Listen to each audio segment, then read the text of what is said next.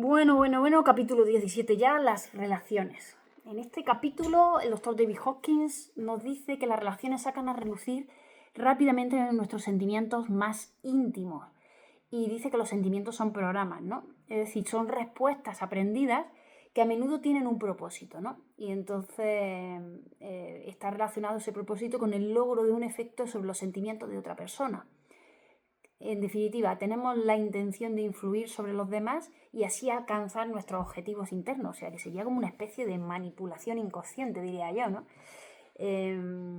Dice que lo que a menudo pasa por amor, o lo que creemos que es amor, en el entendimiento humano común es apego, es dependencia y es posesión, ¿no? Es como que lo confundimos. Los sentimientos negativos. Dice que va a analizar básicamente los sentimientos negativos más comunes y dice que tienen en común todos que se basan en la creencia de que somos seres incompletos. Esto ya lo vimos con el curso de milagros, ¿no?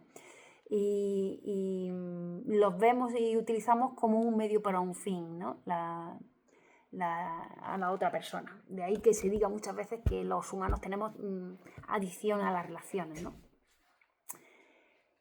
Además nos dice que la gran mayoría de las cosas que pasan en una relación suceden solo en nuestra imaginación, no son reales. El cerebro va por delante y se va inventando las cosas, ¿no?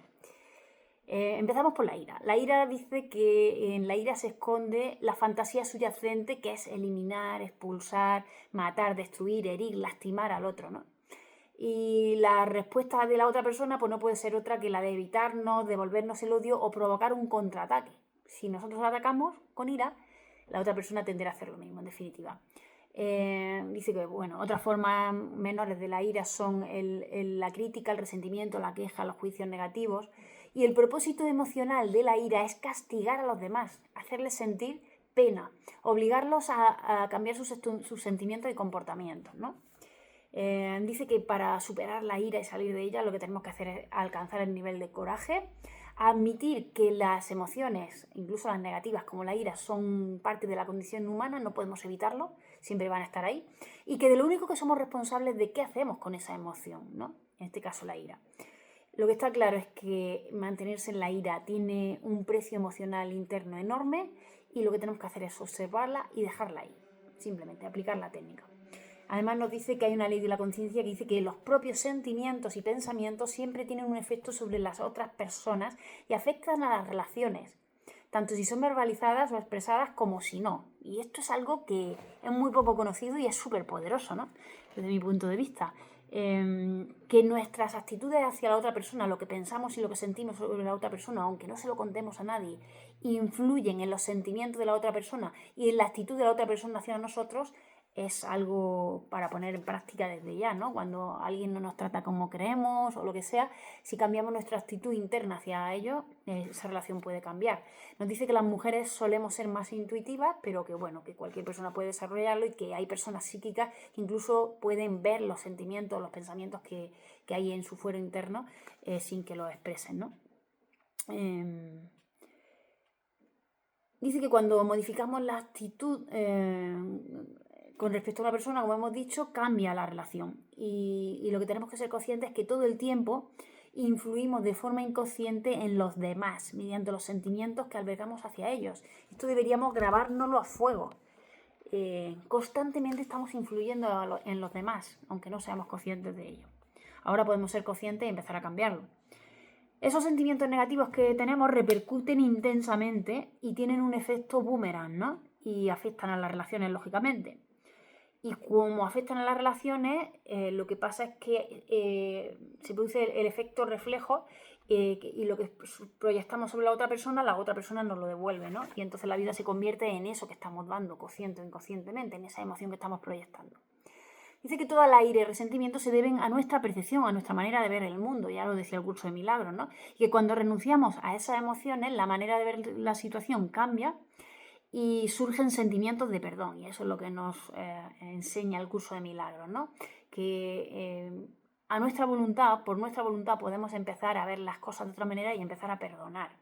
Y dice que de ahí la invitación de Jesucristo a bendecir y a amar a los enemigos. Dice que eso tiene una base científica porque está demostrado que cualquier sentimiento negativo tiene una baja frecuencia y nos convierte psíquicamente en personas vulnerables. Sin embargo, cuando creamos cuando vibramos en la gratitud, el perdón, la bondad o el amor, es como si creáramos un escudo protector y energético protector, y ya no somos vulnerables a la otra persona. De manera que si queremos afectar en una relación, lo que tenemos que hacer es amarla, ¿no? Agradecerle que esté en nuestra vida, lo que ha hecho por nosotros, y amarla. Y nombro una frase de Buda, ¿no? Dice: el odio no es conquistado por el odio es conquistado por el amor. Esta es una ley eterna, ¿no? A continuación nos habla de la culpa y su propósito dice que es aplacar, calmar, escapar del castigo mediante el autocastigo y suscitar el perdón, ¿vale? Tenemos que ser conscientes de que lo importante sobre la culpa es que tenemos el deseo de provocar el castigo de la otra persona y cuando castigamos a la otra persona también nos castigamos a nosotros porque nos sentimos culpables, ¿no? Dice que al aferrarnos a la culpa atraemos la crítica y el menosprecio y nuestra autoestima se baja, se canaliza en la invalidación de los demás, ¿vale? Entonces, si queremos que los demás dejen de criticarnos y atacarnos, debemos liberarnos de la culpa y de todos los sentimientos que la provocan. Vuelve a insistir en la idea de que las relaciones se desarrollan como si las otras personas fueran conscientes de nuestros sentimientos hacia ellos, aunque no lo hayamos expresado, y nos pone como el ejemplo los perros. Los perros perciben cuando un adulto está mal y no entienden el lenguaje hablado que usamos los humanos, ¿no? Si un perro puede hacerlo, ¿no van a ser capaces de hacerlo intuitivamente las personas? Por supuesto que sí, ¿no? Bueno, luego nos habla de la apatía y el sufrimiento y dice que provienen de un programa interno de que nos decimos no puedo, ¿no?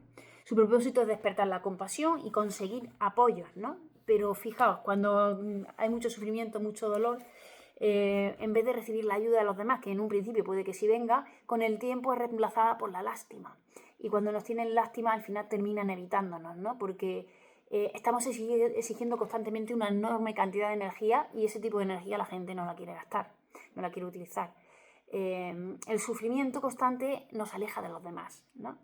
Y por lo tanto lo que tenemos que hacer nuevamente es aplicar la técnica, es tener la voluntad de entregar esos sentimientos de dolor y sufrimiento y dejarlos ir. En cuanto al miedo, dice que el propósito es escapar de una situación de amenaza imaginada, porque ya sabemos que el miedo es una ficción de nuestra mente. Tenerlo en mente puede hacer que lo que se teme entre en la vida, es decir, el miedo es un atractor para que suceda eso que no queremos en nuestra vida. Y el remedio consiste en imaginar el peor escenario posible, ver los sentimientos que despierta y empezar a soltarlos, imaginarnos siempre lo peor, ¿no? Y desgranar el miedo, ¿no? Ya hemos dicho en capítulos anteriores que se trata de diseccionar la emoción y ir soltando cada una de las partes y así se hace más fácil, ¿no? En definitiva, soltar el miedo hace que cambien nuestras relaciones y que la otra persona no se siente inconscientemente forzada o observada o controlada, ¿no? El orgullo dice que tiene como propósito emocional conseguir admiración, ¿no? Obtener aceptación y superar la sensación interna de falta de valor. O sea, que todas esas personas orgullosas que parece que tienen una alta autoestima es justo lo contrario, ¿no? Cuando tenemos una autoestima adecuada, nos motiva la humildad y la gratitud y no el orgullo. Y no necesitamos palmaditas en la espalda de nadie, incluso ni siquiera de Dios, ¿no? Porque dice que muchas veces estamos esperando que Dios nos diga, que se apiade de nosotros, que esté en torno a nosotros, ¿no? Dice, es evidente que todas las emociones manipulan a la otra persona y destruyen una relación real. Reducen la autoestima porque son posiciones de vulnerabilidad. Y dice que cuando nos inflamos de orgullo, nos sentimos inseguros, porque nos sentimos inseguros y que, bueno, pues ahora que ya sabemos esto, tenemos que estar en modo observador, detectarlo y rápidamente tomar conciencia para cambiarlo, para soltar ese orgullo, ¿vale? Bueno, pues este es mi resumen, nos vemos mañana en la reunión y nada, seguimos con este libro que estamos a punto de terminarlo ya. Hasta luego.